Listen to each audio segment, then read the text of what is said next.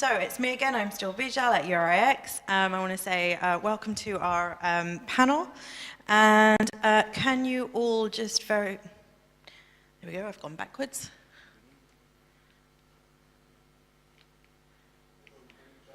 I'm pointing in the wrong place, aren't I?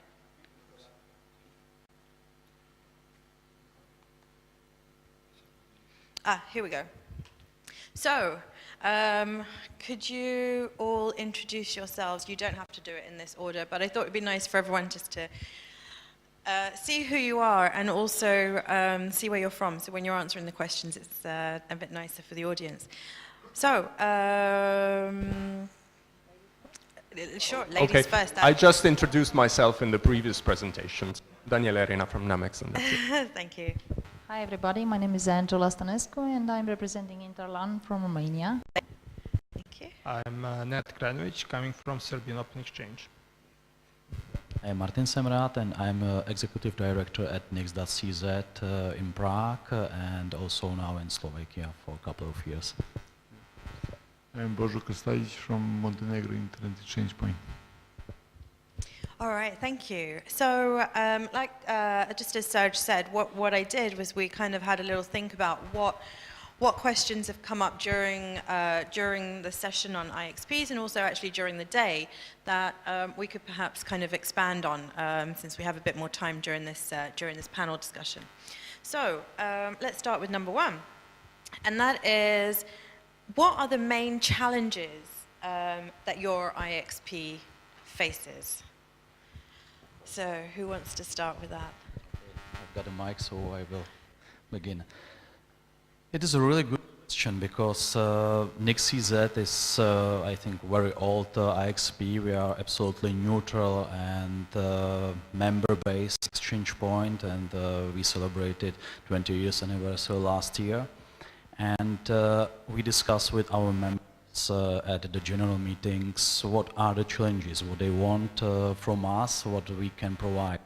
And I think that current main challenge for NIXP.cz is to provide to our members some security project which has name Phoenix, and we really hard work on it and prepare things in the security, because I believe that world is changing and it is necessary to be prepared also in the security things at the exchange points.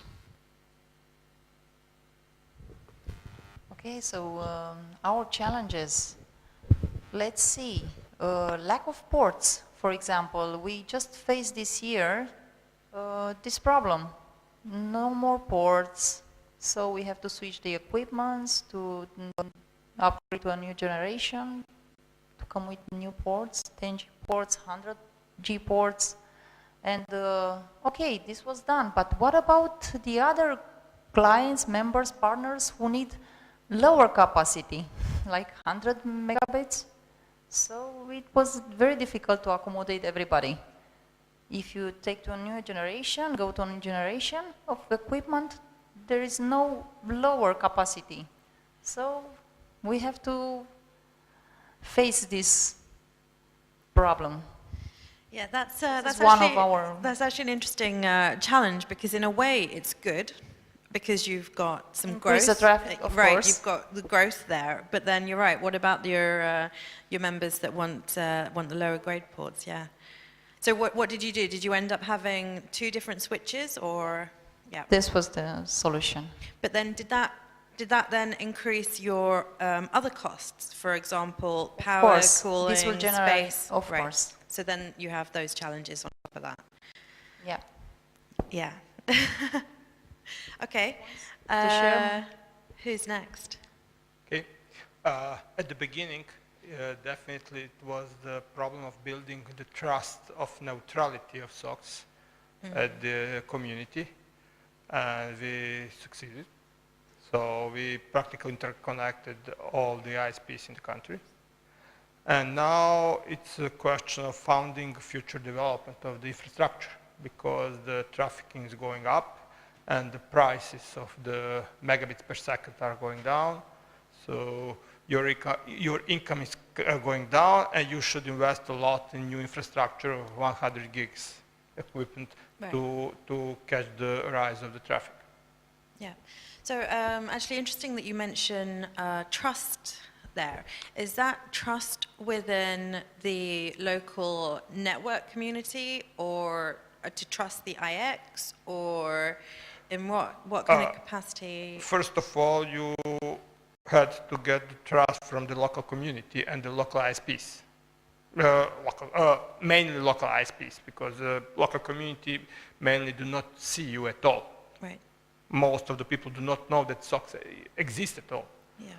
So you had to convince the ISPs, the content providers, that you're really neutral, and your real goal is to fulfill their needs. Yeah, and so how did you do that? Did you actually reach out to the membership, or Reach out every member one by one, speak with them, presented the ideas, presented the infrastructure, presented the way you are working for, then gave them a testing period, 1, 2, 3 months to convince themselves that everything we said is true. Right. And after that, we go in the agreement with started with commercial work. But a lot of work with your customers. Yeah, it does sound like there's a lot to put in, but in the end, it worked out. Well, we are still alive. Right. We are still learning every day. Yeah. Yeah, from our case, that's similar like in Serbia.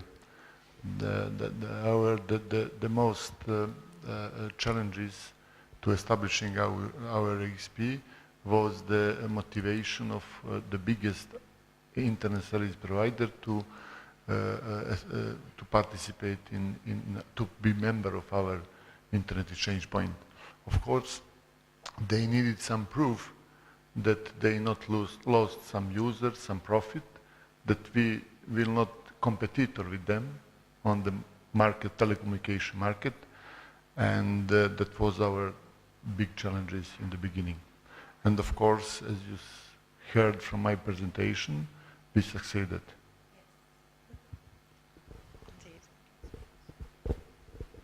Yeah, well, here, let me say that I speak not, for NAMEX, but for the experience that we're having in supporting building the exchange in Albania, because we're talking about the region. So first of all, about the issue of trust. This is definitely an issue, and this is one of the reasons that there hasn't been an IXP in Albania, because I hope I won't offend anyone, but there seems to be some kind of suspicion, like what's your hidden agenda? And on one hand, it might be good that we come from the outside and help, so that there's kind of an implicit foreigners are somehow different. So I don't know why, but somehow we would deserve more trust. I don't know. But yeah, there is this issue. And the second thing that I'd like to mention is that we're not in the 1990s anymore, and internet is not a game played by a few people. I mean, NAMEX, when it started, it was basically a BNC cable among 4 routers with friends that went to a bar and started the exchange. But that was 95. When you're starting an IXP now, part of the responses you get are, yes, but are you going to be 24/7? Is there going to be a NOC? Is this going to be redundant? How many locations? And you're like, okay, so we're starting an IXP. We can't be like perfect from the start. You need huge investments, and you need to start small, obviously. But again, in this day and age, ISPs have higher expectation of internet exchange points than they had when internet exchange points started in Western Europe 20 years ago. So do you think the requirements of the internet exchange points have changed from what they were, say, 20 years ago to now? From a member perspective? Well, Yeah. definitely, because 20 years ago, the internet was something like, wow, I got access to the internet. And now it, it has to work. And if it doesn't work for 5 seconds, it's crazy. And obviously, internet exchange points are not the key point of your infrastructure, is a redundant part. So, but sometimes it's hard to tell ISPs this. Like, it's not like if the internet exchange goes down, your network doesn't exist anymore. But they do rely more on internet exchanges now and on 24/7 operation than they did, well, 10 or 20 years ago. Yeah. Yeah, there's definitely Which is a good point in some ways, but tough for starting. Yeah, and actually also in many countries, internet exchange points are known as critical infrastructure. So there's definitely a serious need there. All right, thank you. By the way, we want to try and keep this a little bit interactive. So if you have any questions during the discussions going on here, please feel free to come up to a mic and ask any questions you may have. So, the second question I have is, are you doing anything to increase your membership? And if yes, what? Okay, I'll pass to the others because I basically had the whole presentation about it. So. Yeah. Okay, first of all, we are trying to bring more membership, like giving, of course, we have to treat everybody equally, so if one member receives one port, so everybody should receive the same. Also, you are organizing from time to time, maybe everybody already knows Romanian NOG, we have our own NOG, so we bring the community together to share their experiences, workshops and other things, support if they need it, in front of authorities or anything they need, they can come to us. And other services, like we are trying to develop more services which are in their best interest, I don't know, for their customer, like, I don't know, multicast service, other services. Yeah. Do you see a need for more services from? Definitely. You do. Yeah. Okay. Well, since we already connected more or less everyone in Serbia, we are starting expanding in the region because we saw that more and more content are hosted outside of Serbia. We saw that a lot of content are hosted in Romania. They have good data centers. We saw that a lot of content are hosted in Germany, in Austria. So more and more content are coming outside, not only inside Serbia. And we are trying to bring those data closer to our customers. You see, it's not expensive for big ISPs to go to DESIX, I said, or AM6, but it's a huge cost for small ISPs to go there.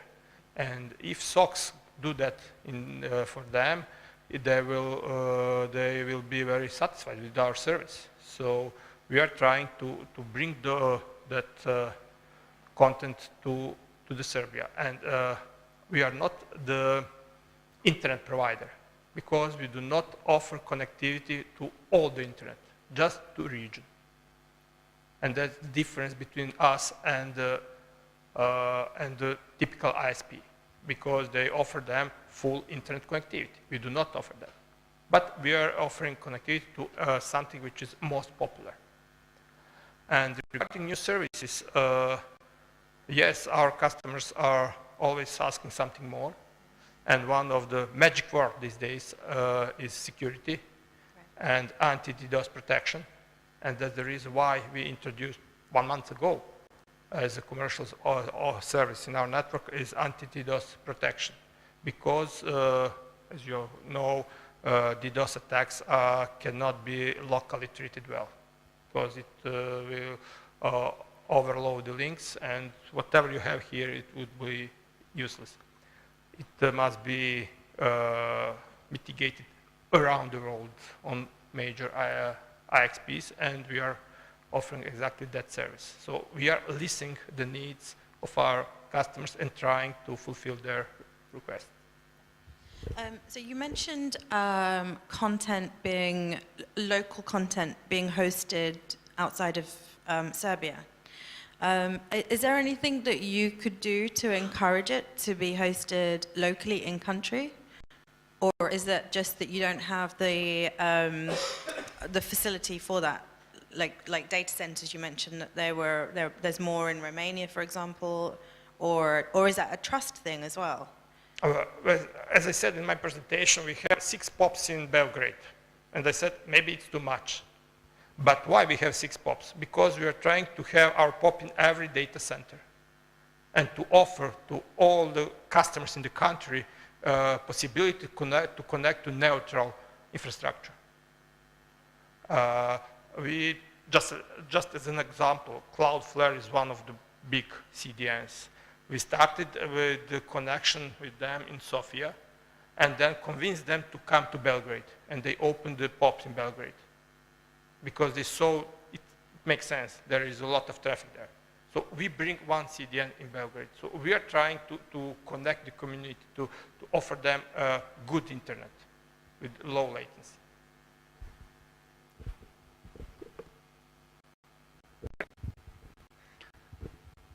So what we do in the Czech Republic, how to attract more networks? Is we choose 3 ways. One way is to attend international events and to speak with network operators, CDNs, content operators and others, and introduce our market, our members, and our strategy, what we do in the Czech Republic and in Slovakia.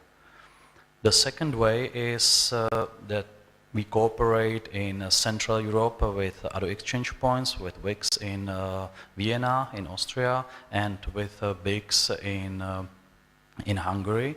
And together we organize once a year meeting with named CE peering days, where we invite all the network operators to speak each others and negotiate peerings and to make a neutral platform where people can meet together internationally.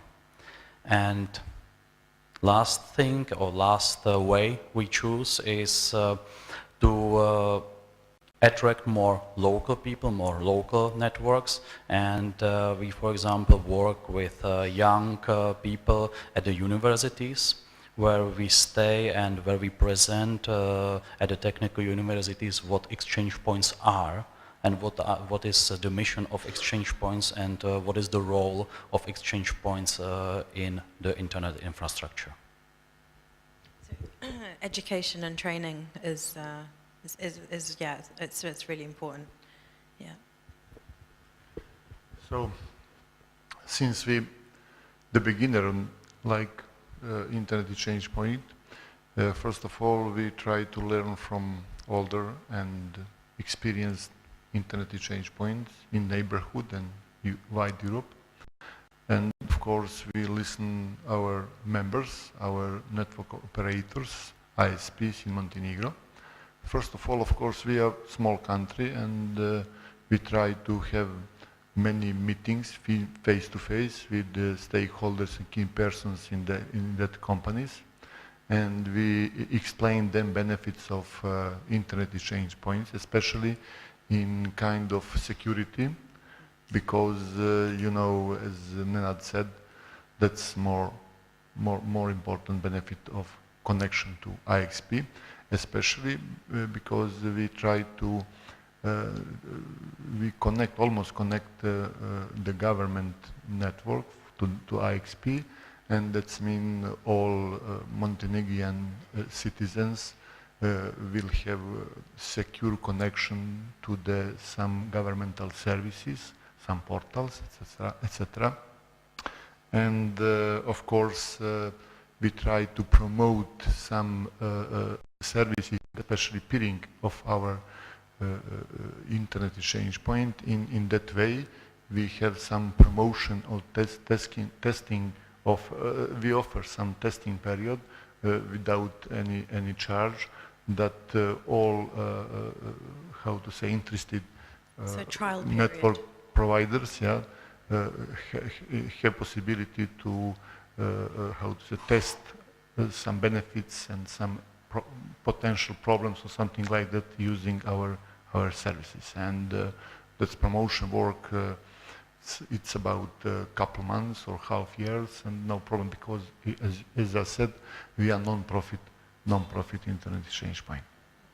So how did the trial services go? Did you find that most connected members stayed, or did any decide not to stay on after they did a trial, or?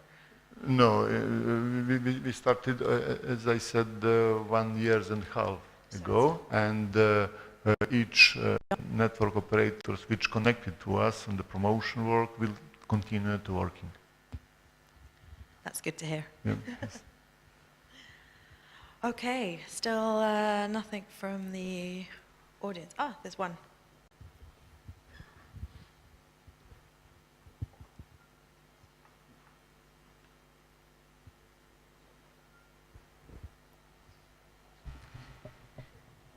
Hello, my name is Florence from Google, peering manager for the region. I realize that most of you are not-for-profit IXPs, and I would like to know what you would like to do on the pricing side to make the exchange more popular or well-known. There are a couple of initiatives out there. So, for example, when we look at our colleagues from Hungary, Bix.hu, they are discounting the price of their ports for people that have open peering policies. Is there like anything that you would like to do similar to make the pricing even more attractive?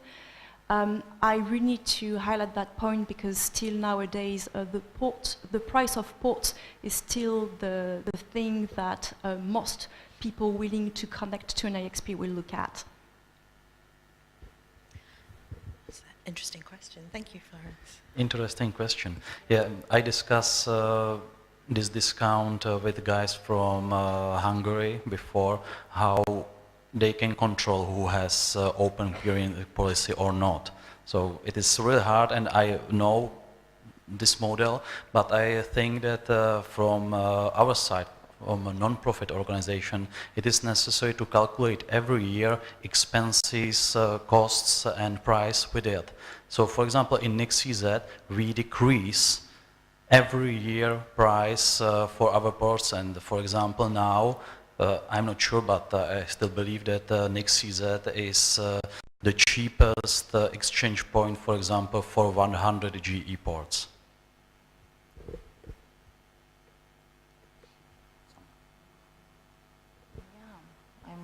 I'm only putting a question. Who's going to pay the bills in the end? Of course, if you want to reduce the prices, then you have to do it for all your partners, because everybody will hear about it. And in the end, you will have a big hole in your budget. So it's very difficult.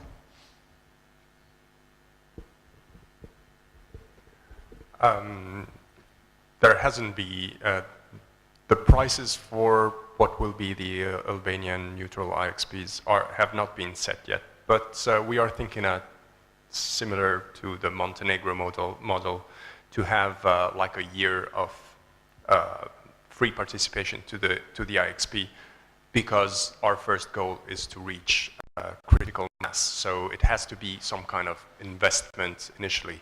But at some point, if you're a neutral and not-for-profit IXP, you have to be, on some ways, self-sufficient. So you need to balance your costs, which exist like people and infrastructure, equipment, with your revenue.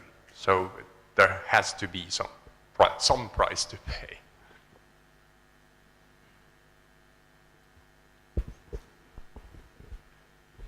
So in Montenegro we have some advisory board, and members of that board are members of Internet Exchange Point, and they propose the list price for Internet Exchange Point, and of course we have some intention that when we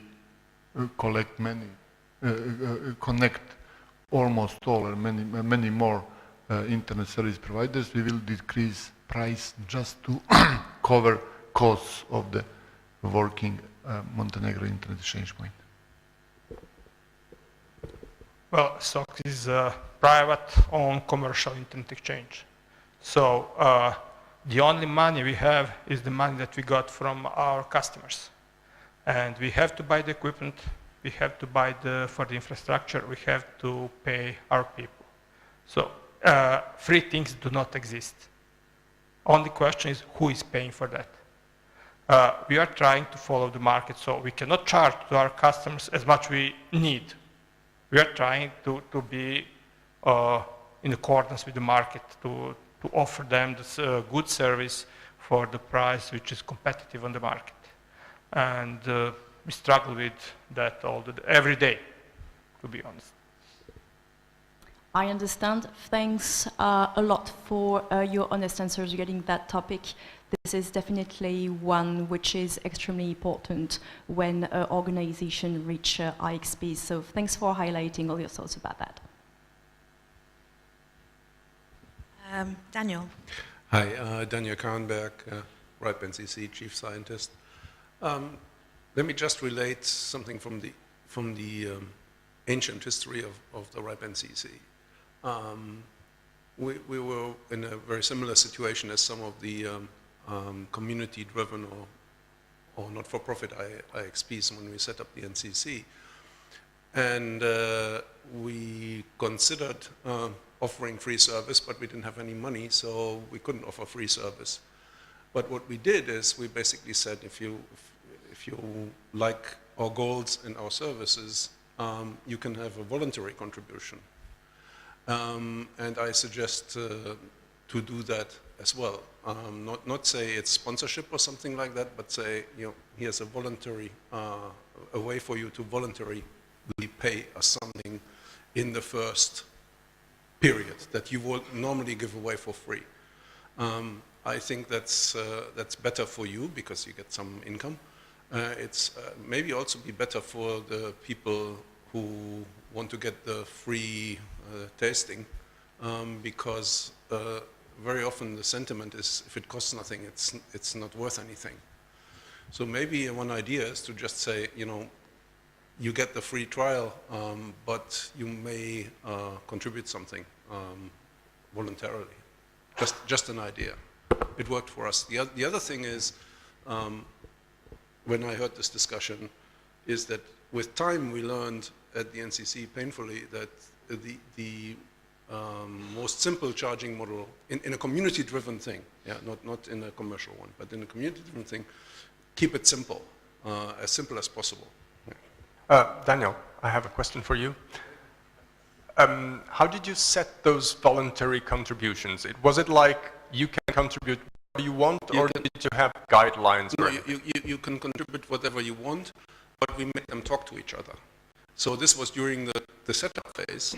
So it was kind of a community thing. So we all got them in one room and said you can contribute whatever you want in the first instance. And in the second instances, we said you can contribute whatever you want, but we'll publish what you contribute. So you get some peer pressure going. I'm not sure whether that works in today's kind of commercial environment. This was like 20 years ago, or 25 actually. It was just a suggestion. But in the first instance, it was whatever you want. Yeah. And I know now with commercial entities, it's difficult to do that because the bean counters will say, well, then it's 0. But maybe there's other people than the bean counters who will go and say, yeah, maybe that's worth something for us. And the argument is like, if you want a stable service, it costs something in the end. So why not start like this? Just a thought. Thank you. Yeah, thank you. That's actually an interesting idea, and I think something that could potentially work for new IXs. I'm not sure it would work for existing IXs who are already charging their port fees. But yeah, definitely something to think about for the new IXs or anyone else thinking of starting an IX. Janos. Yes, hello, I'm Jan Zsako from Hungary, and perhaps I would like to shed some light on the differences of prices in whether you are doing open peering or not. Basically, the exchange point was established more than 20 years ago, and for a very long time, more than 10 years, the only way to peer was to peer with everybody.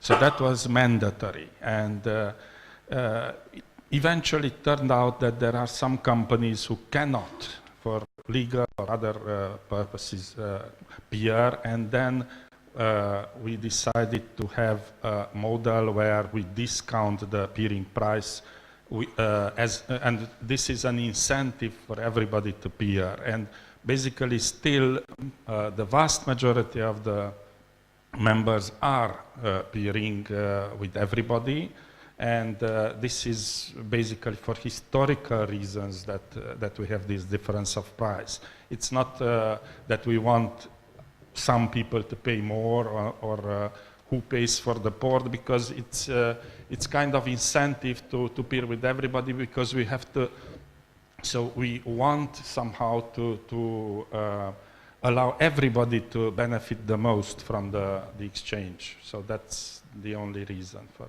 having this. Thank you. All right, thanks for the explanation there. Okay, right, I'll move on to my next question. So, something that Hisham brought up earlier, and I thought, oh yeah, that's a good point for the panel. So there's lots of talks about connecting IXPs in this region, and today's not the first time I've heard it. What do you see are the benefits of actually doing this, and why would you do this? Is the question. Okay, so we don't have an IXP in Albania yet, so it's going to be a long time till we decide whether it's going to be interconnected somewhere else. But here I'm going to put back my Namex hat for a second and talk about the difference between IX interconnection and remote peering, which is a little bit different. At Namex, which is a smaller internet exchange in Europe compared to the big ones, there is remote peering towards M6 and actually starting today towards links.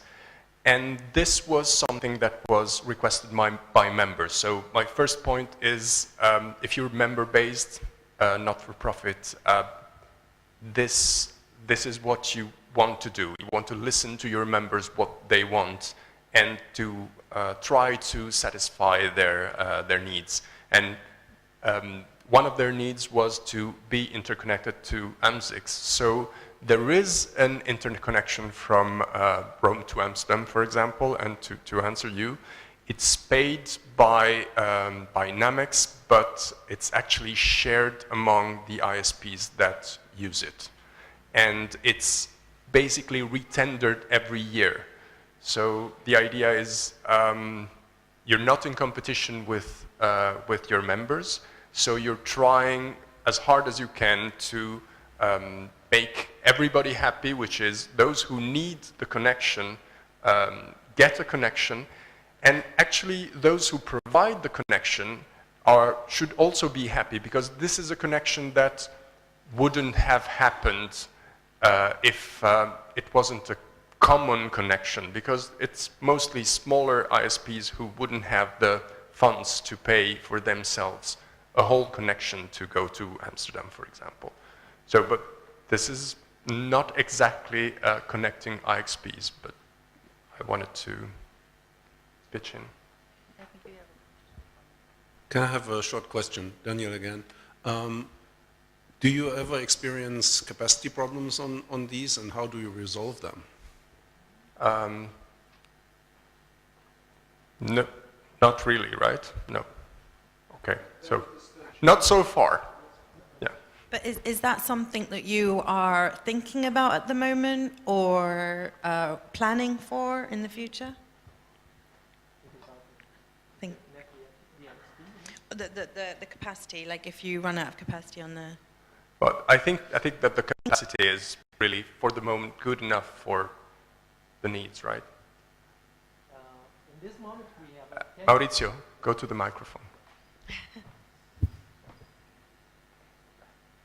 Hello, I'm Maurizio. I'm from NAMIX Roma. Yeah, we have this 10 gigabits link between Roma and Amsterdam and now to London.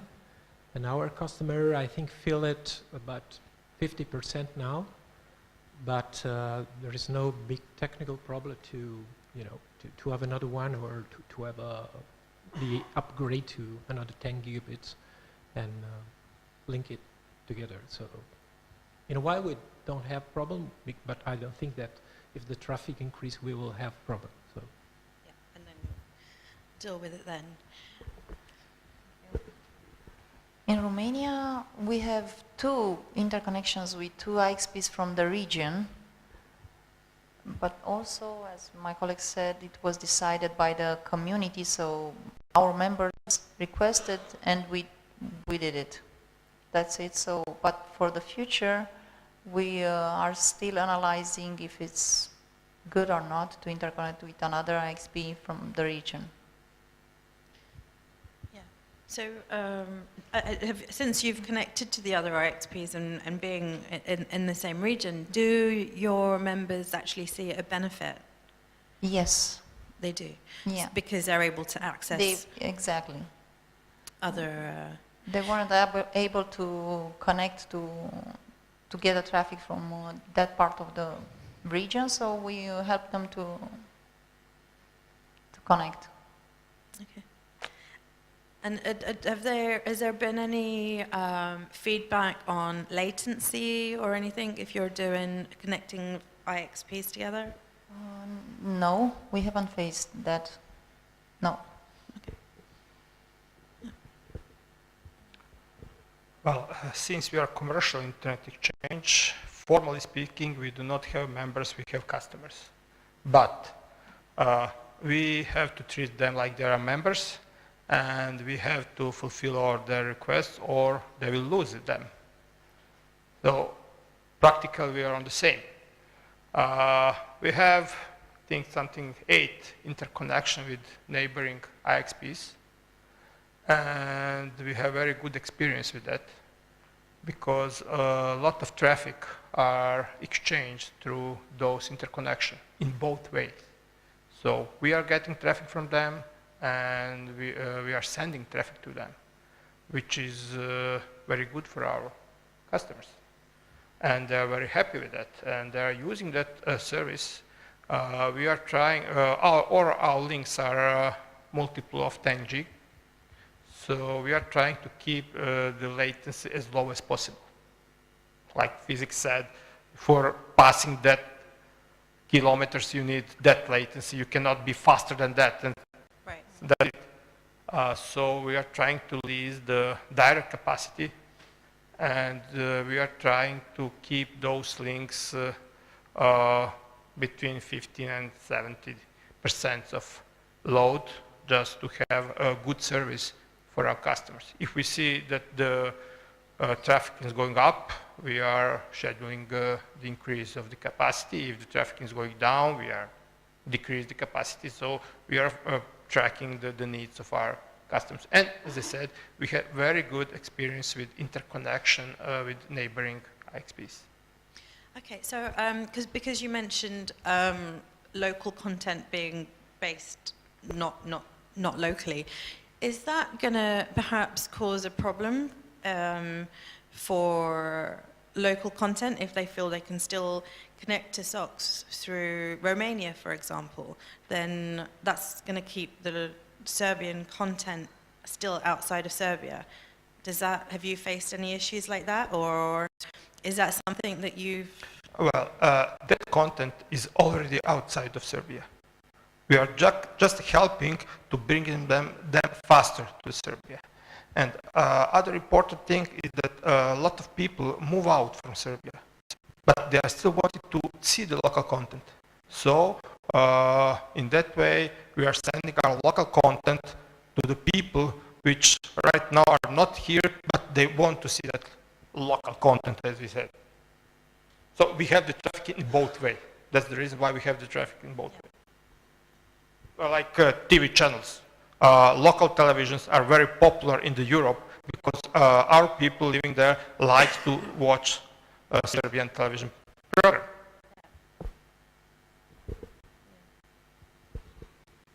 So my opinion is a little bit different because I don't believe that the role of IXP is to interconnect places in long distances. There are two reasons. NIX is non-profit and member-based organization, and our members are ISPs. And our members don't want to have exchange point which will compete with their services. That's the one reason. And second reason is security. Because I cannot imagine what happened, for example, in Namex's case, with capacity if one of the networks will be, for example, under attack. The impact will be for all the networks who use this line, and the impact will be much bigger than if each network has own connection.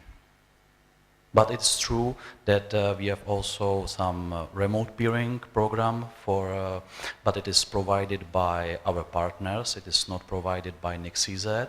And the networks who want to connect remotely ask our partner. So maybe it is a little bit different situation than with you here.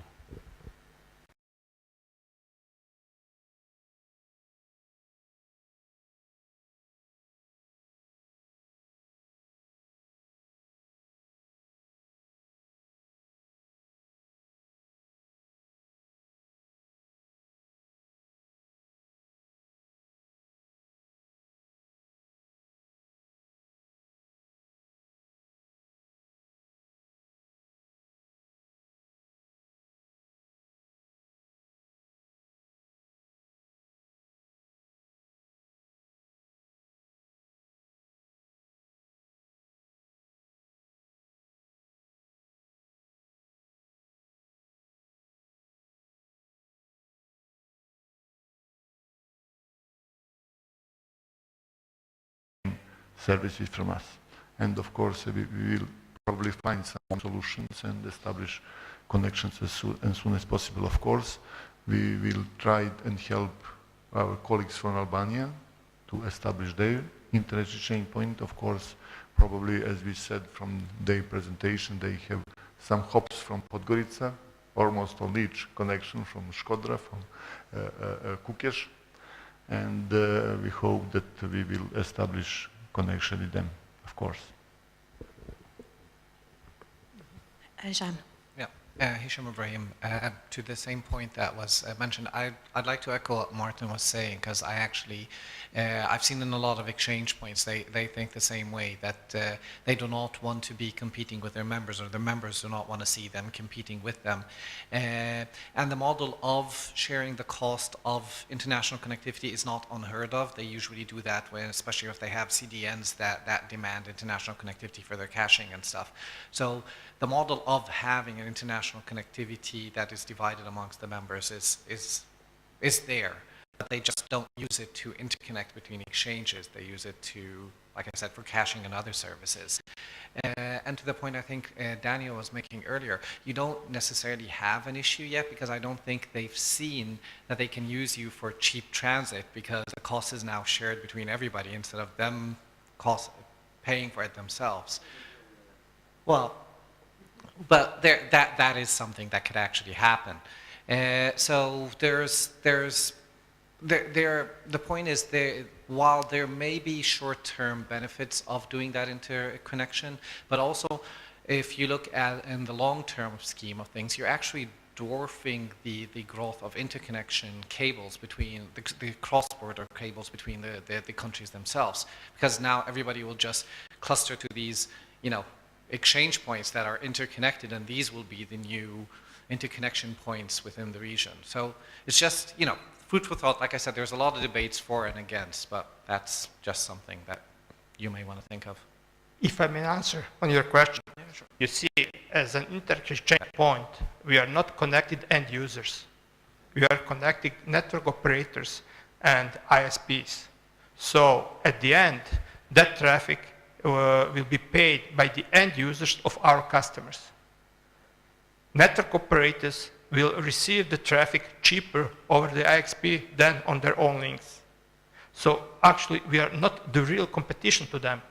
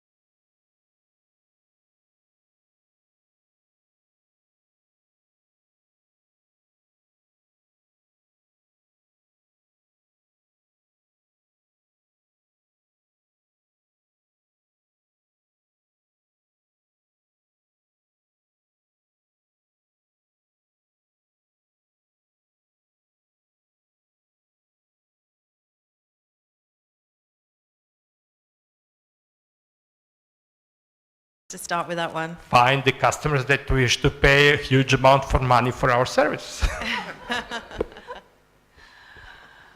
Okay, honestly, I think we at Intralan, we are the largest IXP in Romania, but still we want to become the main platform for the providers and the customer to share the services. Any kind of service, not only internet, multicast, everything. Slow.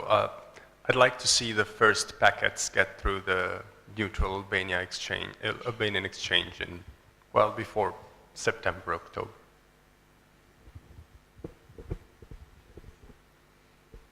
This is really a very good question. Only one wish. I think that only one wish is to have satisfied members who can rely to our platform, and yes, that's the most important wish, I think. Aww. That's from, that likes from Goldfish, yeah? One wish, okay. So one wish is so to connect all ISPs in Montenegro to our or ISPs to internet exchange point. Of course, decrease the prices and focus to introduce new services. Only wish. That was Connecting wishes. I wasn't counting, but that was true. No, but I think they're all very reachable goals, and I perhaps should have put a timeline on that. And then if we come back next year and say, so how well did you do? Did you pass the packets? And yeah, we got a question from Vesna. Hi, I'm Vesna from RIPE NCC, Community Builder. I have a gift for the internet exchanges specifically, but actually for all the not-for-profit organizations. We have a project at the RIPE NCC called RIPE Atlas that was mentioned already several times, and we also have a sub-project there which is RIPE Atlas anchors. One of them is hosted by SOX, and this year we actually also have a project where we donate those RIPE Atlas anchors to the organizations that cannot afford to buy them themselves, but are a very good place for hosting them, and IXPs are such a place. So at least 2 of your panelists would qualify for that sponsored RIPE Atlas anchor. We are looking not only for not-for-profit organizations, but for the locations that are not covered with existing anchors. And so once you have those first packets, then please apply for the sponsored anchor. And Montenegro Internet Exchange can already apply. So let's be in touch about that. Can we apply already? Well, you can apply, but you need to kind of exist first. I think that the question was, how long does it take? It takes, let's say, 2 months until between your application and us being able to like ship it to you and you installing it and so on. Okay. Thank you, Vesna. We already have it, so we have 1 anchor, we have everything, so thanks a lot. So we've got one in Prague, but we are going to install one in Bratislava in Slovakia. But infrastructure was not ready, but we will do it as soon as possible. Great, thank you. Thank you, Vesna. It's nice news for us. Alexander, please start to filling application as soon as possible. Okay, are there any more questions from the audience? Nope. Okay, well then I think we should say a big thank you to the panelists for being so open and honest with their answers and answering all the questions.